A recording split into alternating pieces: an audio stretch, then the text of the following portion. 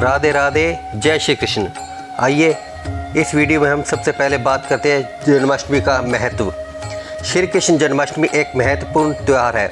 मथुरा नगरी अपने राजा कंस के अत्याचारों से अत्यंत पीड़ित थी, इसलिए स्वयं श्री कृष्ण पृथ्वी पर अवतरित हुए थे, जिनके आगमन के पश्चात दुनिया से अधर्म का नाश संभव हो पाया। इसलिए श्री कृष्ण जन्माष्टमी बड़े ही धूमधाम से मनाई जाती है। इस दिन श्री कृष्ण भगवान के भक्त व्रत रखते हैं तथा उनकी विधिवत तरीके से पूजा करते हैं। कहा जाता है कि जो भक्त इस दिन श्रद्धा भाव से भगवान श्री कृष्ण की पूजा आराधना करता है, उनकी सभी मनोकामनाएं पूरी होती है। इस दिन भगवान श्री कृष्ण को पालने में झुलाते हैं और कई तरह तरह की भोग सामग्री बनाते हैं। इस दिन मंदिरों में बहुत साज सजावट की जाती है और कई जगहों तो दही हांडी फोड़ने का कार्यक्रम भी आयोजित कराया जाता है। इसके साथ मध्य रात्रि में मंदिरों में भगवान कृष्ण का दूध, दही आदि से अभिषेक किया जाता है और अंत में पंचामृत पंजीरी का भोग सब में वितरित किया जाता है। जन्माष्टमी में मतभेद। जन्माष्टमी 18 अगस्त या 19 अगस्त। भगवान श्री कृष्ण का जन्म भाद्रपद मास के कृष्ण पक्ष की अष्टमी तिथि को रोहिणी नक्षत्र, हर्षण योग और वृषभ राशि के चंद्रमा में हुआ था। इस वर्ष श्री कृष्ण जन्माष्टमी 18 अगस्त गुरुवार की रात 9:21 से शुरू होकर अगले दिन यानी 19 अगस्त शुक्रवार की रात लगभग 11 बजे तक रहेगी। कुछ विद्वानों का मत है कि चूँकि भगवान श्री कृष्ण का जन्म अष्टमी तिथि की रात्रि 12 बजे हुआ था, तो ये योग 18 अगस्त को बन रहा है, जबकि कुछ विद्वानों का मानना है कि 19 अगस्त को पूरे दिन अष्टमी तिथि रहेगी और इसी तिथि में सूर्योदय भी होगा, जिसके चलते श्री कृष्ण जन्माष्टमी का पर्व 19 अगस्त को मनाना श्रेष्ठ रहेगा। श्री कृष्ण जन्माष्टमी शुभ मुहूर्त और योग। अष्टमी तिथि प्रारंभ 18 अगस्त 2022 शाम 9:21 से अष्टमी तिथि समाप्त 19 अगस्त 2022 रात्रि 10:59 तक। अभिजीत मुहूर्त प्रारंभ 18 अगस्त 2022 दोपहर 12:05 से अभिजीत मुहूर्त समाप्त 18 अगस्त 2022 दोपहर 12:56 तक।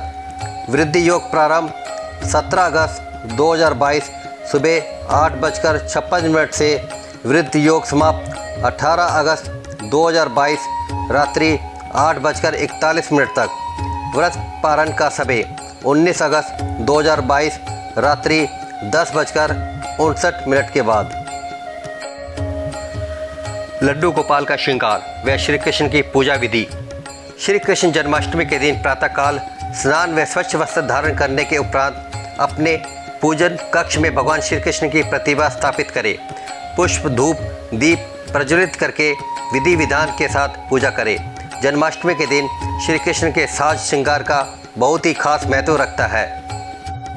यदि घर पर लड्डू गोपाल है तो उसका जल अभिषेक करें, स्वच्छ कपड़े धारण कराएं। लड्डू गोपाल का श्रृंगार नई पोशाक और आभूषणों से करें। श्रृंगार करने के बाद उन्हें चंदन का तिलक लगाएं। भगवान श्री कृष्ण को वैजयंती के फूल अर्पित करें। यह फूल बहुत ही शुभ बताया जाता है। पौराणिक कथाओं में उल्लेख मिलता है भगवान श्री कृष्ण वैजयंती की माला धारण किए रहते हैं। इसके बीजों की माला धारण करने से ग्रह दोषों से बचाव होता है। मध्य रात्रि में श्री कृष्ण का जन्मोत्सव मनाएं व भजन कीर्तन करें। अंत में भगवान श्री कृष्ण को पंचामृत, मखाने की खीर, माखन मिश्री, आटे की पंजीरी, मखाना पाक का भोग लगाए और आरती गाए। श्री कृष्ण जन्माष्टमी कथा। उग्रसेन के पुत्र कंस की बहन देवकी का विवाह वासुदेव जी के साथ हुआ था। जब कंस देवकी को विदा कर रहे थे तो आकाशवाणी हुई, हे कंस, जिस देवकी को तू बड़े प्रेम से विदा कर रहा है, उसका 8वां पुत्र तेरा संहार करेगा।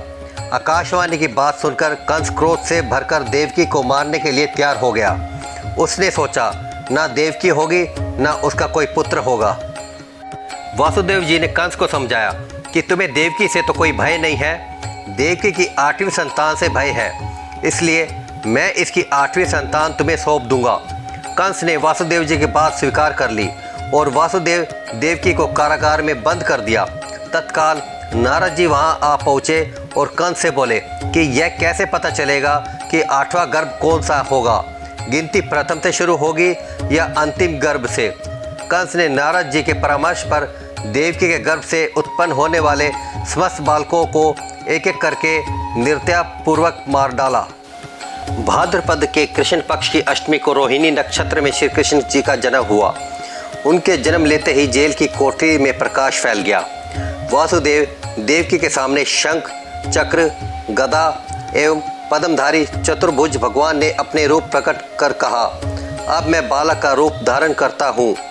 तुम मुझे तत्काल गोकुल में नंद के यहाँ पहुँचा दो और उनकी अभी अभी जन्मी कन्या को लेकर कंस को सौंप दो। वासुदेव जी ने वैसे ही किया और उस कन्या को लेकर कंस को सौंप दिया। कंस ने जब उस कन्या को मारना चाहा तो वह कंस के हाथ से छूटकर आकाश में उड़ गई और देवी का रूप धारण कर बोली कि मुझे मारने से क्या लाभ है, तेरा शत्रु तो गोकुल में पहुंच चुका है। यह दृश्य देखकर कंस हैरान और व्याकुल हो गया। कंस ने श्री कृष्ण को मारने के लिए अनेक दैत्य भेजे।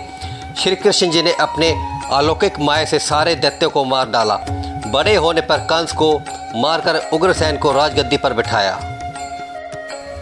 जन्माष्टमी पर करें गाय की सेवा, मिलेगा भगवान श्री कृष्ण का आशीर्वाद। भारत में गाय को देवी का दर्जा प्राप्त है। पुराणों के अनुसार गौ माता में सभी देवी देवता विद्यमान रहते हैं। जन्माष्टमी के दिन अगर संभव हो तो गाय को स्नान जरूर कराएं। गाय को स्नान कराना बहुत पुण्य के समान माना गया है।